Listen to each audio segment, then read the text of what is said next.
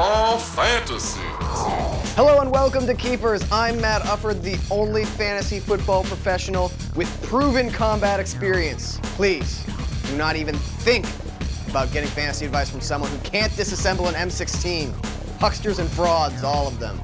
Let's get into week 3 starts and sits. Start the Vikings defense. Minnesota had 2 return touchdowns last week, but more importantly, I have 4 words for you. Starting quarterback Brian Hoyer. Oh man, he's awful. Sit Darren McFadden. Oakland faces a Bronco run D that has been absolutely smothering the first 2 weeks of the season. Plus, his O-line is in shambles, and you know Peyton Manning will put up plenty of points, forcing Oakland to play catch-up instead of feeding McFadden the rock. Start DeAndre Hopkins. He broke out with over 100 yards and a game-winning touchdown in week 2. Look for Matt Schaub to look his way a bit more with all-world receiver Andre Johnson at less than 100% after last week's concussion. Sit Roddy White. His ankle needs rest, but he insists on playing, which means you can expect him to continue underperforming against the Dolphins defense that has only allowed 2 passing touchdowns so far. Sit Maurice Jones-Drew. He's battling an ankle injury, and though he's likely to play, don't exactly expect much production. He has just 73 yards from scrimmage this year and hasn't found the end zone. Oh, and he's playing at Seattle, where opponents' top running backs have gotten just 1 score and have averaged 37 yards per game since 2012, minus an outlier from Adrian Peterson.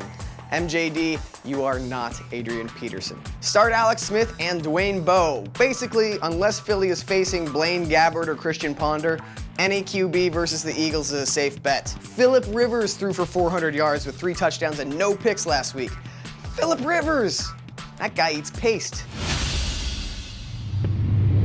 I gotta be straight with you, I am unhappy with last week's calls. Yes, I was right about sitting Roddy White, but that's a gimme. I missed on starting Michael Floyd, who caught just 3 passes for 22 yards, but I was on target with dropping Sidney Rice for Julian Edelman. So I wasn't terrible, but you deserve better. I'm gonna step it up for you this week, starting right now, starting 2 minutes ago. Sell high on Ryan Mathews. He has 1 touchdown and 1 decent rushing performance through 2 games, and that should be all you need to fire him off in a spaceship to Mars. Let's take a step back and evaluate what he did in his first 3 seasons. He played more than 12 games just once, he cracked 1,000 yards once, barely, and he has almost as many fumbles as touchdowns. This dude sucks, and you should unload him while you can. Sell high on Michael Vick. I love Vick's production and think he'll continue it as long as he's healthy, but it seems inevitable that he'll get hurt in Chip Kelly's offense. Assuming you picked him up as your second quarterback, I'd try to flip him for a reliable running back or receiver. Buy on Martellus Bennett. Jay Cutler has always loved throwing to his tight end. The problem is that his tight end after Greg Olsen left was Kellen Davis. Who?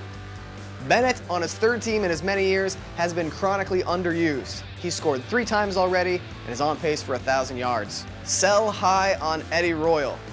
I don't have any statistical backing for this. I just refuse to believe that San Diego has a reliable scoring threat. 5 touchdowns. Where'd that come from? Through 2 weeks, 3 NFL games have been delayed by thunderstorms, including 2 of NBC's primetime telecasts. This week's most likely weather delay is in Miami, which has a 50% chance of thunderstorms. Also, given the grass field at Joe Robbie Pro Player SunLifePets.com Stadium, the offensive output for Falcons and Dolphins could get a little sloppy. Hire Jacquizz Rodgers and fire Mark Ingram. Rodgers plays behind a 30-year-old running back who injured his thigh in week 2. More touches are imminent. Ingram, on the other hand, got 12 yards on his final 7 carries Sunday, which included getting stuffed on the goal line twice. Saints fans hate him. And fantasy owners should too. Move on. Hire Heath Miller and fire Fred Davis. It looks like Miller has a good chance of returning this Sunday night from a knee injury. He had a solid 2012, 800 receiving yards and 8 touchdowns, and should provide help to the struggling Steelers offense. Speaking of struggling offenses, Davis isn't even the best tight end on his own team. Jordan Reed has twice as much yardage to go with a score. Also, Davis, University of Florida tight end from Connecticut. I'm not saying, I'm just saying. That is all for this week's Keepers. Your outdoor activity of the week? Go watch a sunset. Take pictures to put it on Instagram. Sunsets are way better with an old-timey filter. Set your lineups. See you next week.